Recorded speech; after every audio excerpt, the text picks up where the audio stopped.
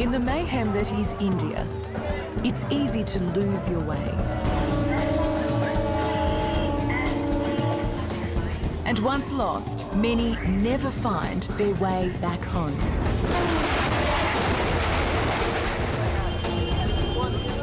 But after a lifetime of searching, Saroo Brierley has defied all the odds. It's a chance once in a billion or million or infinity. After 26 years apart, Saroo is now reunited with the mother he last saw when he was just 5.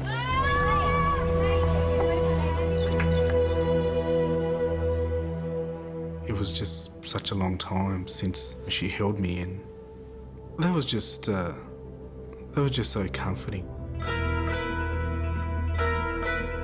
Technology and determination have taken Saroo full circle.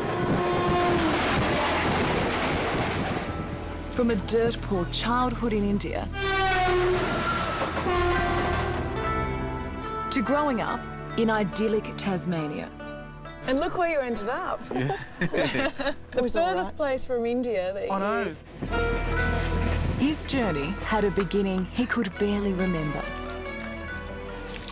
It was like I could never imagine this to happen in a lifetime. And an ending he will never forget. Sometimes miracles do happen, and this is one of them. This epic tale begins in the most unremarkable of places. A dusty village in central India. Khandwa is where Saroo was born and spent the first 5 years of his life. This should have been your life. It could have been my life. I could have, not got lost and stayed here, and I would have probably been married by now with 6 children. Strange thought, isn't it? How differently your life would have turned out. Very different.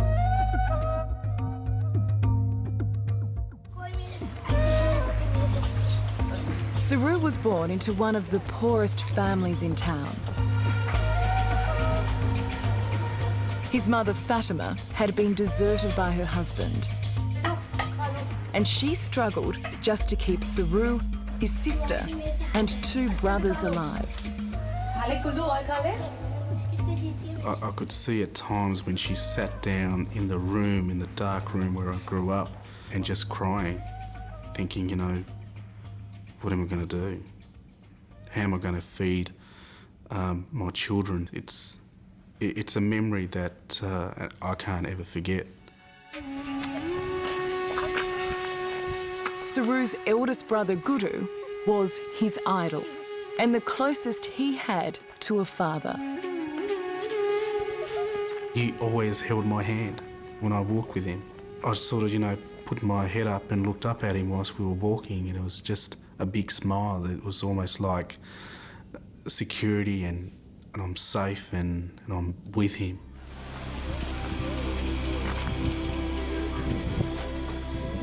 One evening, when Saroo was just 5, the boys headed for the local railway station to scavenge for food and loose change.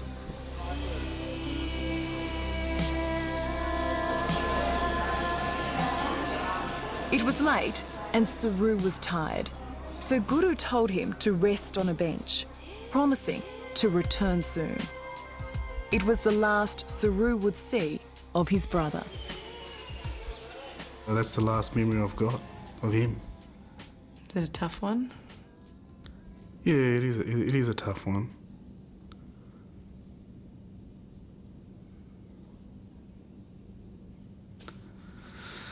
Yeah, it's hard for me because, I love the whole of my family, but I was just so close to my brother. When Saroo woke up all alone, he panicked and jumped on the nearest train, believing Guru must be on board. He was nowhere to be seen. I was really hoping that he was on the train, but he wasn't. I was so scared. 5-year-old Saroo couldn't know that the train would take him nearly 2,000 kilometres across India to one of the most populated and unforgiving cities on earth, Calcutta.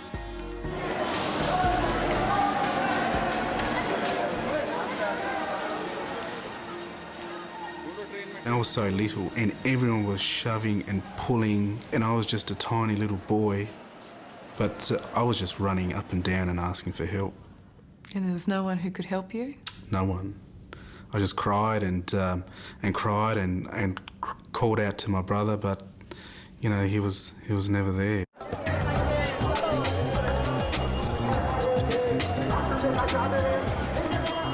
"26 years later, Saroo is retracing his astonishing life.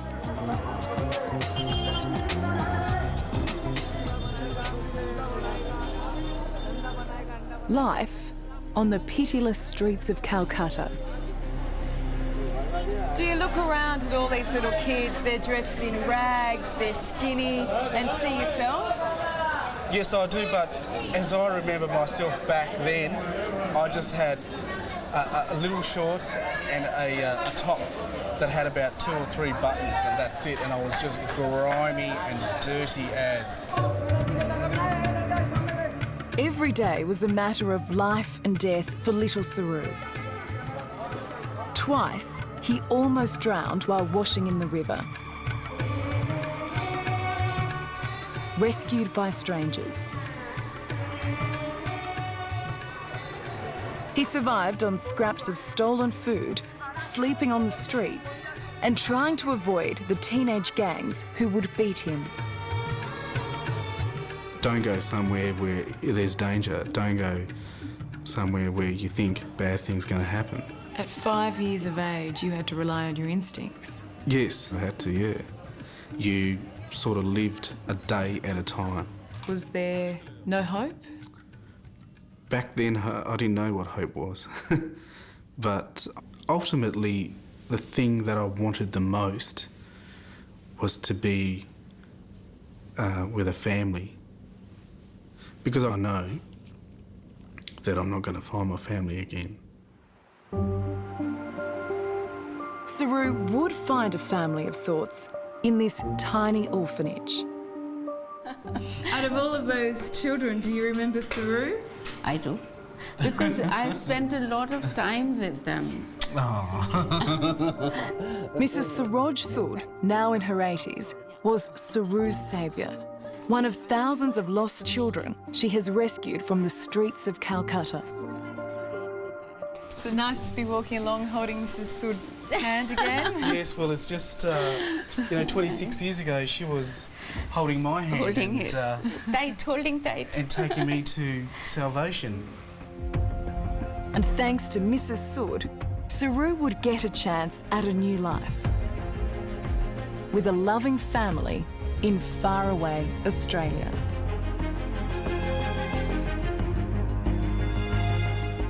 What did you think when you saw the green trees, the mountains? There was that wow, oh my God,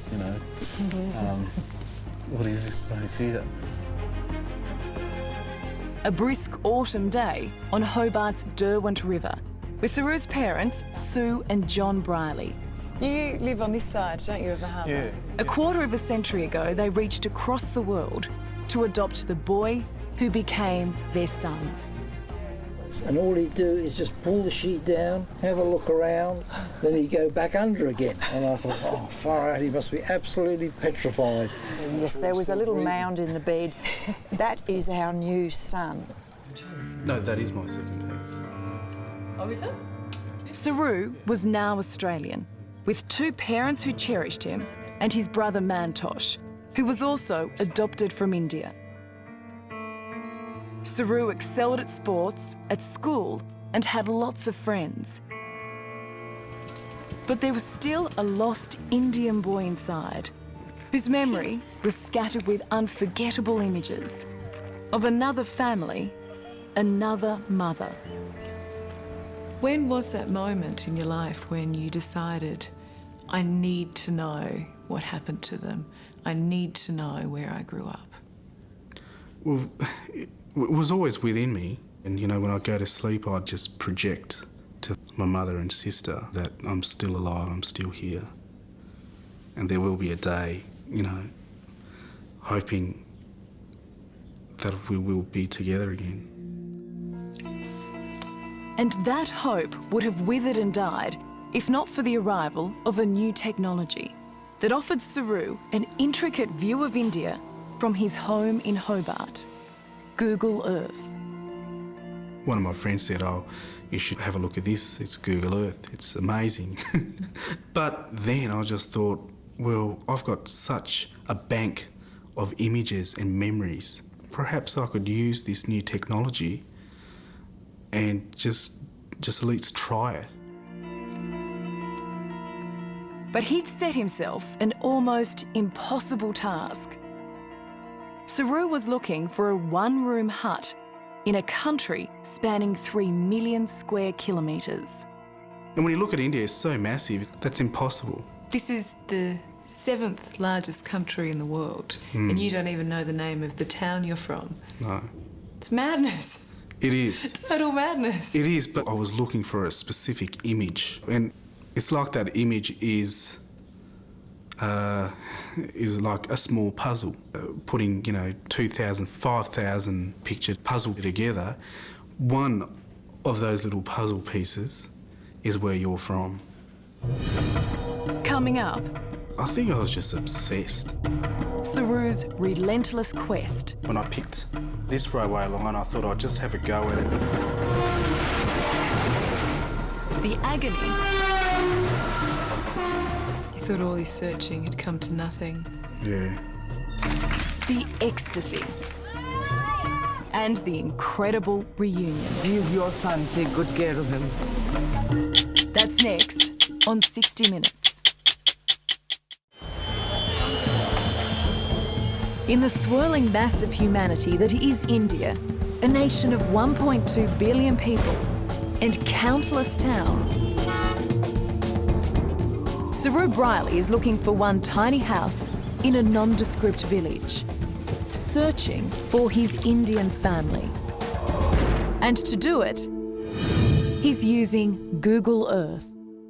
It's like, how can I use these images in my memory to get myself back to my family, or at least try and find the town that I was from, for starters. The year is 2006, 19 years after Saroo arrived in Australia. There's no knots in the chain before No, you test it. well, You've you got can to see. By day, the 25-year-old would work with his dad John and brother Mantosh at the family business in Hobart. That's a nice job. At night, Saroo would go online. He'd spend hours, sometimes not sleeping at all, searching for a needle in a haystack. So you were following these lines? Yes, I did, and it was sort of a stab in the dark, this place here. And I zoomed down and I tried to find a railway line. It's a big place. It really is. And he was so little. Sue and John Brierley adopted Saroo when he was 6. Hand on heart, did you ever truly think Saroo would find his birth mother? Well, I really wanted him to. So I just willed my heart to be with him in success. But there was a part of you thinking, there's no way. You didn't really think he had an earthly chance of finding his family. Calcutta was a starting point. But Saroo was obsessed. Methodically, he traced every railway track out of Calcutta. It was a painstaking process of elimination that took Saroo down hundreds, thousands of dead ends. And he didn't just spend weeks or months looking. Saroo kept up the hunt for 6 years. I'd been searching for such a long time that it's just like, you know, what else can I do and where else can I go? Then, late one night, he traced a single line into India's remote central western region. When I picked this railway line, I thought I'd just have a go at it and just started tracing it. Saroo was close, very close. Landmarks suddenly flashed between the screen and his memory. A bridge near a dam. A water tower. A station with 3 platforms. At about 2 o'clock, I found it. And You just found it. just like that. Khandwa, 1,800 kilometres from Calcutta, where Saroo's one-way train ride ended up. Could this really be his hometown? There was only one way to know for sure. Saroo made the potentially heartbreaking journey halfway around the world. The boy inside led him along the old streets of his childhood. I had people talking to me in my head. Is this the right place? Even though your legs are taking you on the road that you used to walk 25, 26 years ago, I was almost at a point where I said to myself, this isn't the place. Eventually, Saroo found where he had once lived. But there was no house, just a pile of rubble. I just, put my hand on my face and just thought, perhaps the worst is actually what's happened and they're not there anymore. Perhaps my sister's been sold off. Perhaps my brothers are all dead. Perhaps my mother's dead too. But then a stranger recognised Saroo's childhood photo. And then that person said, come with me, I'll take you now to your mother. A few steps covered a lifetime. There, at the end of a lane, after 26 years, Saroo's mother, Fatima.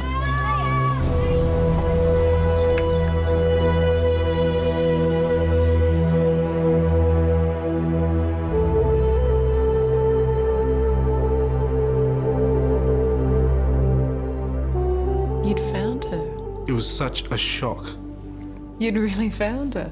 She came forward and we hugged and I think she was in as much, if not more, shock as I was.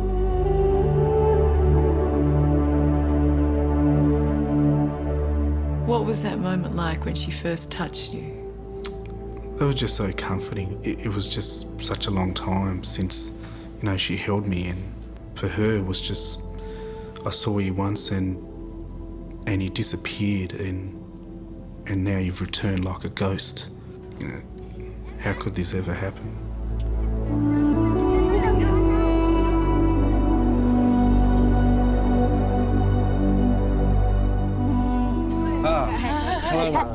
At 66, Fatima's warmth and kindness seemed to defy the toughness of her life.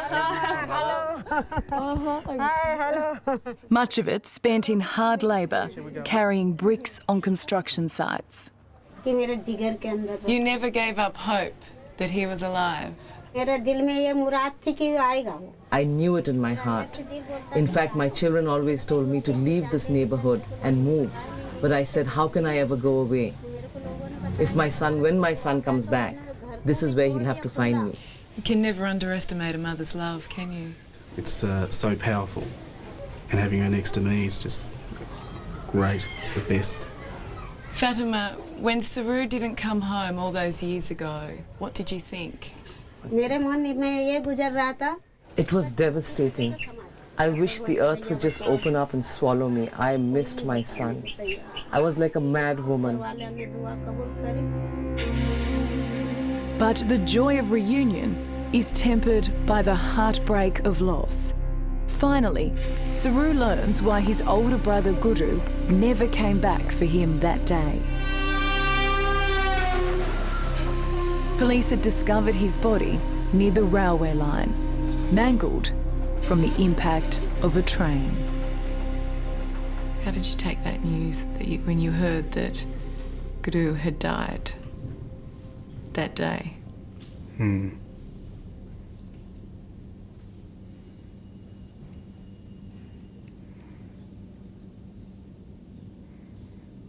It was the biggest shock that I could have ever had. It was...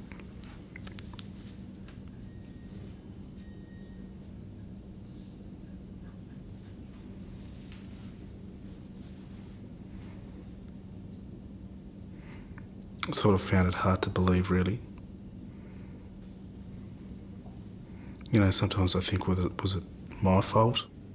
Had you spent all those years believing in the bottom of your heart that he was still alive and looking for you? Yeah. I did. I don't think he would have been a guy that would have given up. You know, he was just like my mother.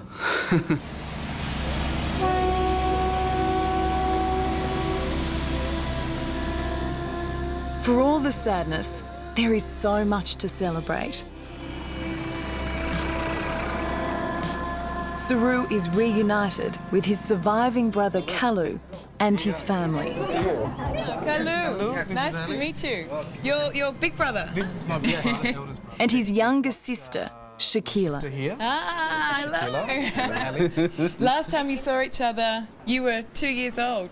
So I had to take care of her. So I always thought about her and how she was going. But Saroo's family reunion isn't complete quite yet. I think they're happy to see you. I think so. Back in Hobart, Sue is preparing to fly to India for the first time. How can you thank a woman for what we've enjoyed all these years and what she missed out on? But I'm really going to try and share some of what we had with her son as our son. How did you find out that he'd found her? He sent us a text in the middle of the night one night. Oh, it was just, big. It was big. We just sort of leapt out of bed. We didn't get much sleep that night. It was just, like we'd won the lottery, really. In all their life together, there has never been a ride quite like this. So this is the village where Saroo spent the first 5 years of his life. Yeah, this is big. This is an experience that I never, ever dreamt I would be having. It's going to be great. I'm so excited for you, Sue. Filled with nerves, nothing can prepare Sue for this moment. Yeah, I'll take it. You can hold on to it. Everything's fine. I'm a big boy. This is my mother, Kamala. Kamala, this is my mother, Sue.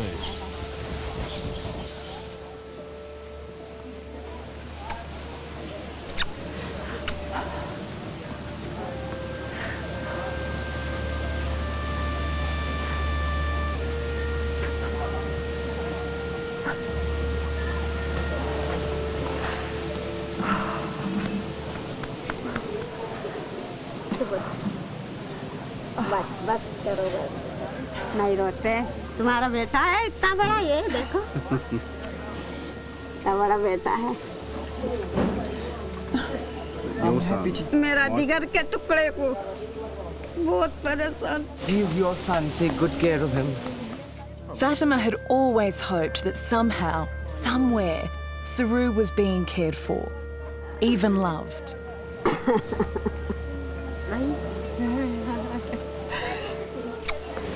What's it like to look into the eyes of the woman who gave birth to Saroo? It's very hard. Very hard. But we're just happy to have the moment that just by miracle this has happened. And this moment helps Sue heal a quiet hurt that she's carried for 26 years. That somewhere, a mother's been mourning the loss of her son. So I need to know, did you always believe Saroo was still alive? सरू जिंदा है और आएगा I always knew in my heart that not only was he alive, that he would come back to me one day. That either he would come back to me or I would find him. I always knew this in my heart. Because even though I prayed at night to send the message, I didn't really know. But watch your head, Mum. Sue and Fatima will forever be in each other's lives because of the love they share for Saroo. And for now, there is so much to catch up on. So, Saroo, very little, few months in Australia. Starting school.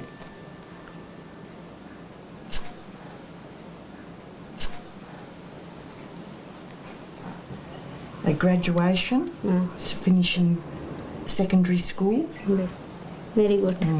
Well, these are the two women who helped shape the man you are today. It was just like, this is the mother that had given me birth, and this is the mother that gave me a second chance in life.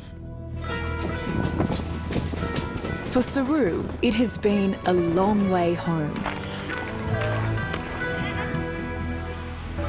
And with plans for him to help educate his nephews and nieces, as well as buy Fatima a new house, Saroo's new journey in life with his two mothers has only just begun.